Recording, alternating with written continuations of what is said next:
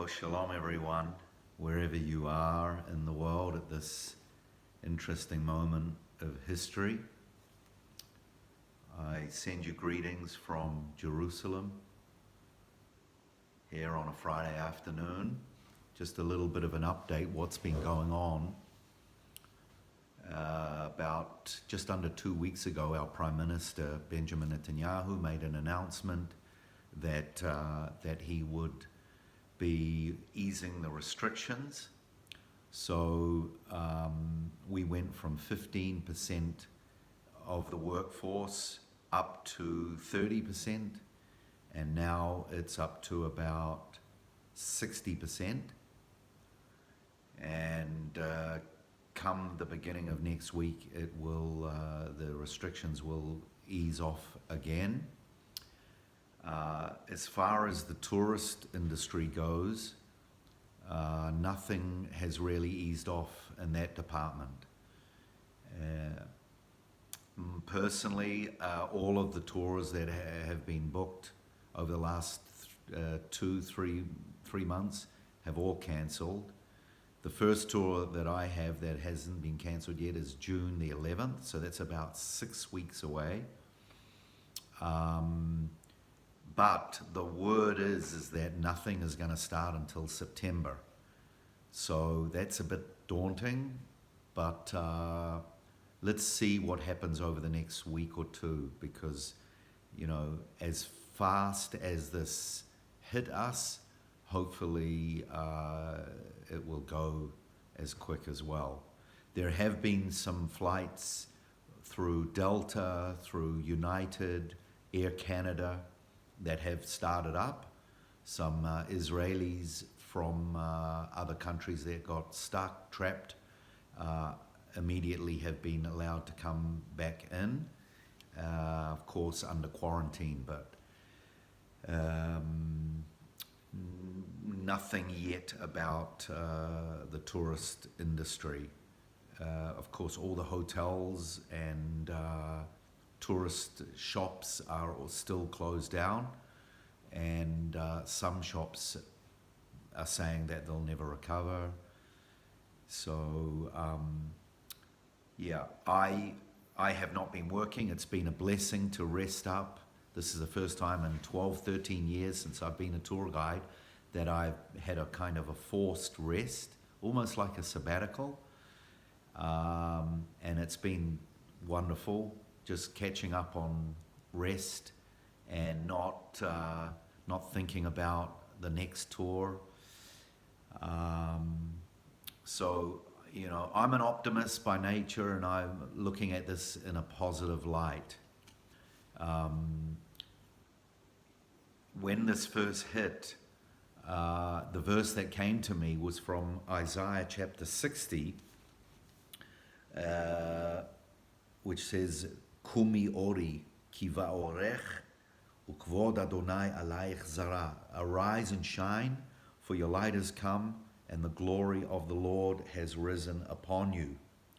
See the darkness over the earth and thick darkness over the peoples, but the glory of the Lord has risen upon you. And that is a word of hope, a word of comfort in a very dark situation, as fear hit the world through this disease, this unseen force, unseen sickness. And of course, all the conspiracy theories floating around have kind of led to confusion and mistrust, and still accusations are flying who's really at fault.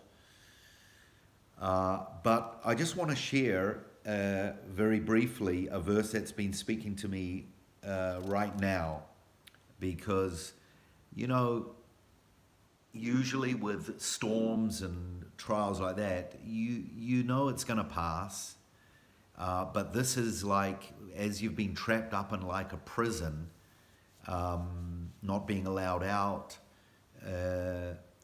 it's like, when is this storm going to pass, and how is the storm going to look at the end? if you've ever seen the footage of post-storms with houses, cars, animals, trees, absolute devastation. So we don't know how this is going to look in our own lives, in the world, and what are the ramifications for the future going to be economically, and all of that. And I was thinking of a passage in the book of Lamentations. In Hebrew, the word Lamentations is, or rather the word that's used in the Hebrew Bible is the word Icha. Icha is from the word Ich, which literally means how. And of course, that's the first word of the book.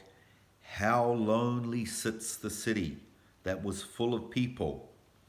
How like a widow is she, who was great among the nations, the princess among the provinces has become a slave. Icha, how?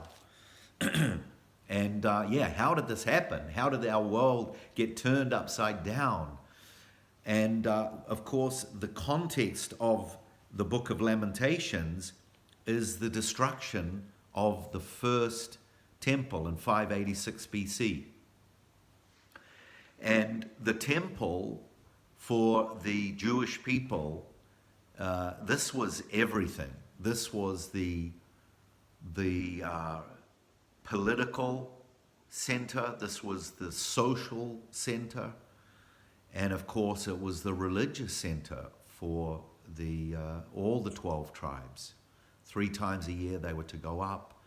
And of course, they had the different lights, the outer court light, the Holy of Holies light, and the outer light, the holy place light of the 7-branch menorah, and the Holy of Holies light, the Shekinah glory, the very presence, the dwelling of God, where he said, I will dwell between the cherubim. And of course, there was the mercy seat and the thick cloud, this mysterious cloud. And into that context where we read about the destruction, we read about how Nebuchadnezzar and the Babylonians came and they surrounded the city. Zedekiah, the last Judean king, fled, was caught, had his sons killed, and then his eyes were burned out. And the city that was so glorious was now in waste and in flames. And in the midst of that calamity, can you imagine where the Israelites were looking? Think of when they were exiled to Babylon. Do you remember the Psalm 137? By the rivers of Babylon, there we wept when we remembered Zion. And our captives said in a mocking way, sing us one of the songs of Zion. How can we sing the songs of Zion in a strange land? And this was the sentiment of the Israelites in Babylon, and also here, because the Babylonians had policies that they would exile the local educated and wealthy, and they would replace them with their own people. So not only is the temple destroyed, but now it is the land is invaded by foreigners. That's why in the prophet Isaiah it's called Galilee of the Gentiles, or the nations, because the nations, the Assyrians did the same. But into that context, there is a beautiful word from chapter 3, from verse 25. From verse 22. Chazdei Adonai ki lo tamnu, ki lo kalu rachamav. Charashim levakarim rabba emunatecha. Rabba emunatecha. And that means Through the Lord's mercies we are not consumed, because his compassions fail not. They are new every morning. Great is thy faithfulness. Rabbah emunatecha. Rabbah is from the word rav, or rabbah, which means exalted. It's actually the root word of the word rabbi, rabbah, exalted one. And he's saying, Rabbah emunatecha, great, exalted are your emunatecha, mercies or faithfulness. Emunatecha is from the word amen, where we say amen, let it be true. Great, Rabbah emunatecha, great is your truth, your faithfulness, your steadfastness. And the writer here, obviously in this absolute terrible situation, could still draw on the Lord's mercies. He knew that God was a faithful, covenant-keeping God. Of course, part of that faithfulness to his covenant is his disciplining, the discipline of the Lord. And it says in all through the scriptures, even Deuteronomy chapter 8, after the 40 years of wandering in the wilderness, they're just about to enter into the promised land, and Moses says, remember how the Lord led you in the wilderness these 40 years. He humbled you. He tested you to know what was in your heart. He taught you that man shall not live by bread alone, but by every word that proceeds out of the mouth of God. And then he says, as a father disciplines his son, so the Lord your God disciplines you. We talked about this a few weeks ago at Passover, how one of the key themes of Passover is Israel was my firstborn. The theme of the firstborn, how important that is, that we know our identity as his children. And of course, every good parent disciplines his son and daughter. And so the writer here is also drawing on the faithfulness of God to his covenant, looking around, just up the road, looking down, seeing the temple destroyed. No more social life, no more spiritual life.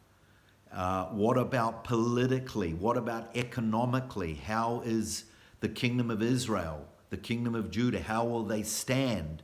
Now we're under foreign rule. What's the new taxation going to be like?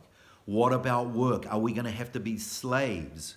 Of course, in those days, to be a slave,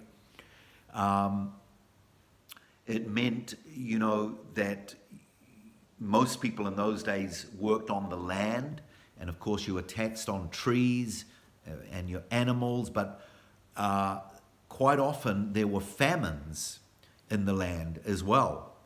And the wild animals would come in and eat up your crops.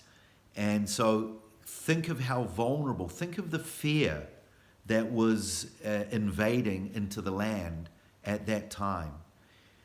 And yet, the writer draws on Rabbah emunatecha. Great is your faithfulness. Your faithfulness is new every morning. And I think the other danger is to think too far ahead. And of course, the Lord said in the Sermon on the Mount, don't take no thought for tomorrow. There's enough evil today to take care of. But sometimes we have to plan for the future without worrying for the future. And I think a great foundation in these days as we look ahead is to say, God, you are faithful. You are faithful. And while there is no structured religious life or social life or cultural life or political situation because the temple is destroyed, Lord, I'm going to trust in you. It actually goes on to say, the Lord is my portion, Chelkei Adonai. The Lord is my portion, says my soul, therefore I hope in him. And then it says, Tov Adonai lekaveh lenefash tidrashenu. The Lord is good to those who wait for him and to the soul who seeks him. And this is a time of waiting and seeking the Lord. Lord, I need new direction. I need new strategy. Lord, show me your way. Show me what to do. Many people I've been speaking to, they don't know what to do. Their businesses have dried up, collapsed. Other tour guides, friends, in the same boat. What do we do? What do we do? And the writer, again, when you look at the context, it adds depth to the confidence that the writer had. This was not just a little bad little storm going on. This was the destruction of the temple. How will we ever recover from this that took so long to build, that was so holy, that was so precious? The Shekinah glory has gone. How, what, where? Questions. I just want to finish with a couple of verses, a few verses from Hebrews chapter 12. And of course, chapter 12 follows after the great chapter 11 of faith, which talks all about by faith. And some of the things, if you read in chapter 11, some of the situations that these people went through, they weren't easy.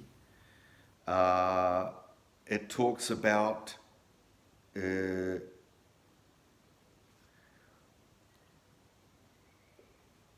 by faith,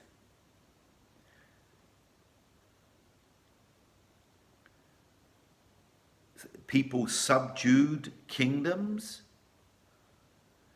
they worked righteousness, they obtained promises, they stopped the mouths of lions. You know, we read these in short little sentences. We think that it just happened overnight. To subdue kingdom takes strategy, takes planning, takes summoning help. We read it in one sentence, you know, they subdued kingdoms. Think what went on before. These victories take a lot of planning, take a lot of time. They stopped the mouths of lions. They quenched the violence of fire. They escaped the edge of the sword. Out of weakness, they were made strong. They became valiant in battle. Yes, it's wonderful to read of what happened in the end, but all these people, they went through a storm. And but by faith they overcame. By faith they obtained these promises. They stopped the mouths of lions. They turned the flight of the armies of the aliens. Others were tortured, not accepting deliverance, that they might obtain a better resurrection. Still, others had trial of mockings and scourgings, of chains and imprisonment. They were stoned, they were sawn in two. They were tempted. They were slain with the sword. They wandered about in sheepskins and goatskins. And I've wondered myself, as the situation continues to get worse, am I going to find myself wandering in goatskins? I hope not. Maybe camel skin, because I know a shop in Jericho that sells camel skin. But then it says in chapter 12, therefore, since we are surrounded by such a great cloud of witnesses, let us lay aside every weight, every burden, every fear, every bit of anxiety, and the sin which so easily entangles us, especially when you're trapped up with the family and you're going crazy some days. And let us run with endurance, perseverance, the race that is set before us, looking unto Yeshua, Jesus, the author and finisher of our faith, who for the joy that was set before him endured the cross, despising the shame, and has sat down at the right hand of God. So friends, I want to leave you with this word to think about, to pray about. And I want to wish you all God's blessing and Shabbat Shalom from Jerusalem. Shalom.